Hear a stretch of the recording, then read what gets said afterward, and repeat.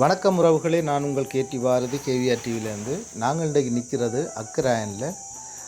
உங்களுக்கு தெரியும், அக்கராயனில் நாங்கள் அண்மையில் ஒரு உதவி திட்டம் செய்து நாங்கள் இங்கே அந்த உதவி திட்டம் செய்ததில் அவைகளுக்கு ஒரு மருத்துவ ரீதியான ஒரு பிரச்சனையில் இருந்தவையில். அப்போ நாங்கள் வரக்குள்ள எங்களுக்கு கிரிவலம் ஃபவுண்டேஷன் தலைவர் ஃபோன் எடுத்து, அண்ணன் இப்படி ஒரு குடும்பம் இப்படி ஒரு வருத்தமாக இருக்கிறது, அந்த குடும்பத்தை நேரடியாக போய் பாருங்கள், பார்த்து அந்த குடும்பத்துக்கு ஏதாவது ஒரு உதவி செய்ய முடியுமான்னு சொல்லி கேட்டார்.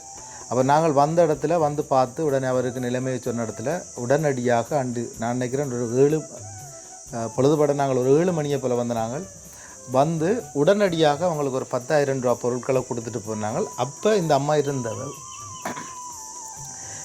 இருந்தவ அப்போ 3 ஒரு பிள்ளையும் அப்பாவும் அம்மாவும் இருந்தவே. அப்போ நாங்கள் அந்த இடத்துல நிலைமைகளை கேட்டு அறிஞ்ச இடத்துல அவங்களோட குடும்ப நிலவரம் கொஞ்சம் பிரச்சனையாக இருந்தது. எங்களுக்கு கொஞ்சம் கஷ்டம் போல் தெரிஞ்சது. பிள்ளை 9ஆம் ஆண்டு படித்து கொண்டிருக்குது, அப்பாவுக்கு வருத்தம், அம்மா இயலா நிலையில் இருக்கிறா. அப்போ அவைகளுக்கு ஏதாவது ஒரு உதவி செய்யணுமென்று சொல்லி காய்ச்ச இடத்துல நாங்கள் அப்போ அதில் எடுத்த முடிவு, அந்த பிள்ளைக்கு பள்ளிக்கூடம் போகிறதுக்காக ஒரு சைக்கிள் ஒன்று கொடுப்போம்ட்டு நாங்கள் முடிவெடுத்தினாங்க. அந்த நேரம் எடுத்துட்டோம். நான் நினைக்கிறேன் இப்போ ஒரு மாதத்துக்கு முதலாக இருக்கணும், 2 மாதம் பெருமை நினைக்கிறேன். அப்போவே நாங்கள் காய்ச்சி கொண்டு நாங்கள் அந்த சைக்கிள் கொடுக்கணுமென்று சொல்லி. ஆனால் எங்களுக்கு அந்த சில பிரச்சனைகள், அந்த வேறு வேலை திட்டங்கள் கொண்டிருந்ததால் எங்களுக்கு அந்த சைக்கிள் பின்னுக்கு போய் கொண்டிருந்தது, கொடுக்கலாம் நிலப்பாடு கொண்டிருந்தது. இப்போ சரி, நாங்கள் எப்படியாவது அந்த பிள்ளைக்கு இந்த குடும்பத்துக்கு உதவி செய்யணும், அதை விட அந்த பிள்ளை படிக்கிறதுக்கு ஒரு உதவி செய்யணும், அந்த பிள்ளைக்கு ஒரு சைக்கிள் எடுத்து கொடுக்கணுமென்று கதைச்சி கொண்டே இருந்தவர் எங்களோட தலைவர். அடிக்கடி எடுத்து எங்கள்கிட்ட சம்மந்தமாக கதைப்பார். அண்ணன் நாங்கள் ஒரு சைக்கிள் எடுத்து கொடுக்கணும் அந்த பிள்ளைக்கு, எப்போ எடுத்து கொடுக்குறது, நான் காசு அனுப்பினோடனே எடுத்து கொடுங்க அப்படின்னு சொல்லி கொண்டிருந்தது. ஆனால் உண்மையில் ஒரு என்னென்னு சொல்கிறேன்னு தெரியல, அந்த அம்மா மருத்துவ இது பலனளிக்காமல் இறந்தா பிறகு எங்களுக்கு நாங்கள் நினைக்கிறோம் 8 அந்த 8 கொண்டாட்டம் நடந்து கொண்டிருக்கு வீட்டுக்கு. அப்போ இந்த டைமில் எங்களுக்கு அந்த சைக்கிள் கொடுக்கக்கூடிய ஒரு நிலப்பாடு வந்திருக்குது. நான் நினைக்கிறேன் அந்த பிள்ளை படித்து 9ஆம் ஆண்டு படிக்கிற பிள்ளை இனி அவரோட இலக்கு படிப்பாக தான் இருக்கணும்.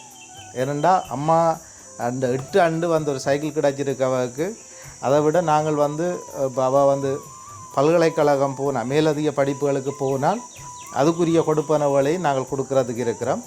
இப்போ அவங்க ஹாஸ்டலில் விடுறேன்னு சொல்லி காய்ச்சிருக்கணும். அப்படி ஹாஸ்டலில் விட்டு அவள் தொடர்ந்து மேல் படிப்புக்காக பல்கலைக்கழகம் போனால் நாங்கள் பல்கலைக்கழகத்துக்கான நிதி உதவியையும் வழங்குறதுக்கு இருக்கிறோம். அது மட்டும் இல்லாமல் இப்போ இன்றைக்கு உங்களுக்கு தெரியும், புலம்பெயர்ந்த உறவுகள் ஏதோ ஒரு சந்தர்ப்பத்தில் தான் உதவி திட்டங்களை செய்து கொண்டிருக்கிறாங்க. ஏதோ ஒரு சந்தர்ப்பங்கள் சூழ்நிலைகள் சரியாக அமையக்குள்ளே தான் அவங்களோட உதவி திட்டங்களும் சேரும். இப்போ ஒரு சைக்கிள் வேண்டுறது அல்லது ஒரு பொருளை கொடுக்குறன்றது ஒரு சாதாரண விஷயம் இல்லை. இப்போ ஒரு 40,000 ரூபா 50,000 ரூபா அல்ல 60,000 ரூபா வருமானம் பெறுற குடும்பமே ஒரு சைக்கிளை வேண்டிய நிலப்பாடு என்னென்னா, குடும்ப வறுமை குடும்ப நிலப்பாடு அப்படி இருக்கும். பிள்ளைகள் படிக்க போகிற பள்ளிகளுக்கு படிப்புக்குரிய உதவி செய்யணும், அடுத்தது வீட்டு தேவைகள் செய்து கொண்டு போகக்குள்ள உடனடியாக சைக்கிள் வேண்டியலாமல் இருக்கும். ஒரு 40,000 ரூபா கொடுத்தோ அல்லது 35,000 ரூபாய் 40,000 ரூபா கொடுத்த ஒரு சைக்கிள் உடனடியாகன்றது கஷ்டம். அப்படியான நேரத்தில் இந்த புலம்பெயர்ந்த உறவுகளில் இப்படி செய்கிறன்றது உண்மையில் வரவேற்கத்தக்கது. அதுக்கும் கிரிவலம் ஃபவுண்டேஷன் தலைவர் அவர் ஜெர்மனியில் இருந்தாலும் அவரோட சொந்த நிதியில் யாரையுமே வேண்டாமல் அவர் மாதம் உழைக்கின்ற நிதியில் இங்கே ஒரு பல்கலைக்கழக மாணவர்கள் அவங்க 8 பேருக்கும் மாதம் தோறும் அது பணங்கள் வழங்கப்பட்டு கொண்டிருக்குது. அடுத்தது டிசேபிள், அதாவது கால் கையை இழந்தவங்களுக்கான உதவி திட்டங்களை செய்து கொண்டிருக்கிறார். அதனை தொடர்ந்து ஏனைய மருத்துவ ரீதியாக பாதிக்கப்பட்டவங்களுக்கான உதவி திட்டங்களை செய்து கொண்டிருக்கிறார். கணவர் இழந்து குடும்ப வறுமையிலிருந்து கஷ்டப்படுற குடும்பங்களுக்கான உதவி திட்டத்தை சொந்த பணத்தில் யார்ட்டையுமே வேண்டாமல் யார்ட்டையுமே அதை வேண்டி கொடுக்காமல் சொந்த பணத்தில் செய்து கொண்டிருக்கிற ஒரு நல்ல மனிதர் தான் இந்த கிரிவலம் ஃபவுண்டேஷன் தலைவர். இவர் ஜெர்மனியில் இருக்கிறார். அதை விட இப்போ அண்மையில் நடந்த ஒரு நிகழ்வு, அது டிக்டாக் வலைத்தளத்தில் பயணிக்கின்ற ஜப்னா கனி என்ற ஒரு ஆள்ற பிறந்த நாளை முன்னிட்டு அப்போ அவங்க சைக்கிள் ஒன்று வேண்டி கொடுக்கறதுக்கான ஒரு திட்டம் இருந்தது. அந்த சைக்கிளை இந்த பிள்ளைக்கு கொடுக்கணுமன்றதில் அவர் கவனமாக இருந்தார். தன்னை சம்பளத்தில் எடுத்து அவரோட பிறந்த நாளை முன்னிட்டு இந்த சைக்கிளை இந்த பிள்ளைக்கு கொடுக்கணுமென்று சொல்லி இதை கொடுத்திருந்தார். எங்களுக்கு உண்மையில் நாங்கள் அந்த அம்மா இருக்கக்குள்ளே கொண்டு கொடுத்துருந்தா எங்களுக்கு சந்தோஷமாக இருந்திருக்கும். ஆனால் இன்றைக்கு நாங்கள் அம்மா இல்லான்னு இருந்தால் அந்த சைக்கிளை கொண்டு கொடுக்குறோம். இருந்தாலும் அந்த பிள்ளைக்கு வந்து அந்த பொருள் கிடைச்சிருக்கு, அதில் அம்மாவோட ஆசீர்வாதமும் கிடைக்கும். அப்படித்தானே? கட்டாயம் கிடைக்கும். சரி, இப்போ நாங்கள் வந்து கிரிவலம் ஃபவுண்டேஷன் தலைவர் நிதி உதவி, அவரை நேரடி நிதி உதவியில் நாங்கள் இது செய்திருக்கிறோம். நீங்கள் அவருக்கு எதுவும் சொல்ல விரும்புகிறீங்களா? உதவி செய்தபடியார் அவரோட நினைவு நாளுக்காக நீங்கள் இது கொண்டு கொடுத்துருக்குறீங்களான்னு சந்தோஷம். பிள்ளைக்கு கொடுத்துருக்குறாங்க. பிள்ளை இந்த படிப்புக்காக கொடுவட்டிருக்கு. அவள் தான் இல்லை கடவுளை அவர் ஆசீர்வதிக்கட்டுக்கும். அவருக்கு வந்து உண்மையில் இப்படி ஒரு நிலப்பாட்டில் அவர் கொடுத்ததுக்கு நீங்கள் சந்தோஷப்படுறீங்க. ஏனெண்டா ஒரு பிள்ளைங்கள படிப்புக்காக தானே கொடுத்துருக்கு. தொடர்ந்து நாங்கள் கொடுப்போம் பிள்ளைக்கு.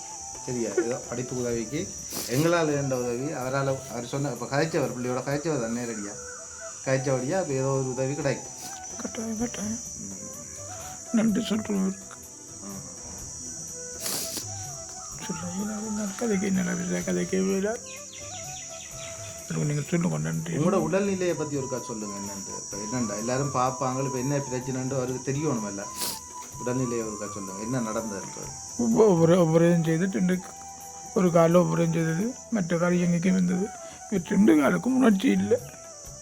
அது ஒரு பிரச்சனை, நடக்கவே முடியாது. ஆற்றும் உதவி தான் வேணும். சம்பளத்துக்கும் ஆகலை பிடிக்கிறதுக்கு வசதியும் இல்லை எங்கள்கிட்ட.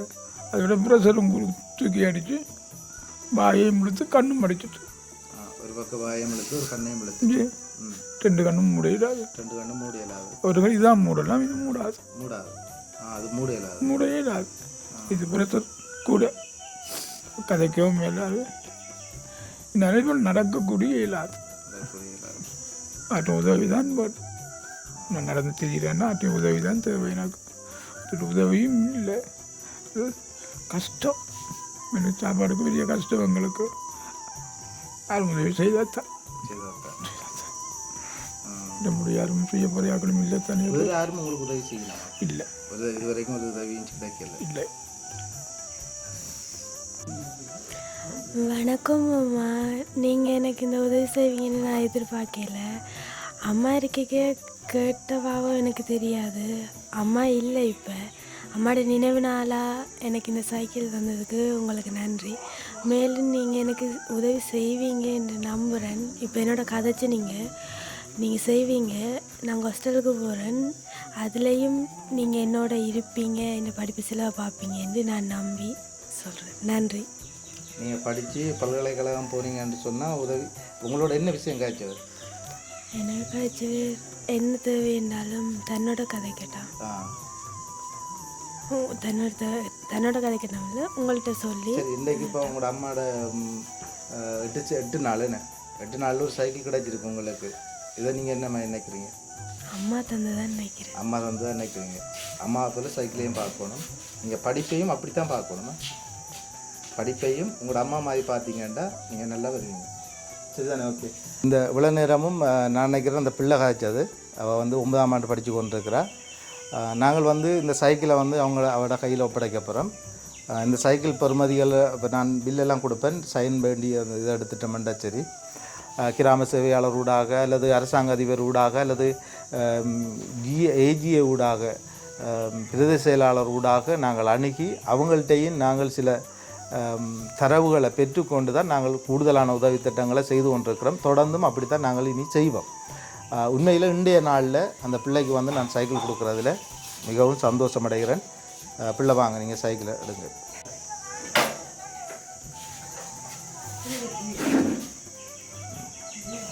சரி, ஓகே. வணக்கம் ஐயா. எங்களோட நிலவரத்தை உங்களுக்கு சொல்லியிருக்கிறோம். நடக்க இல்லாது ஒரு ஆளோட உதவியோடு தான் நாங்கள் இதை செய்கிறோம். தயவு செய்து நான் பிள்ளையும் தனிமையில் இருக்கிறாள், அவக்கும் உதவி இல்லை. நாங்கள் 2 பேரும் தான் இருக்கிறோம். உங்களால் என்ற உதவியை செய்யுங்க எங்களுக்கு. நாங்கள் இப்போ கஷ்டத்தில் தான் இருக்கிறோம். ஒருவற்ற உதவியில் நான் அதையே தான் இருக்கிறோம். இல்லை, எல்லோரும் கையோடு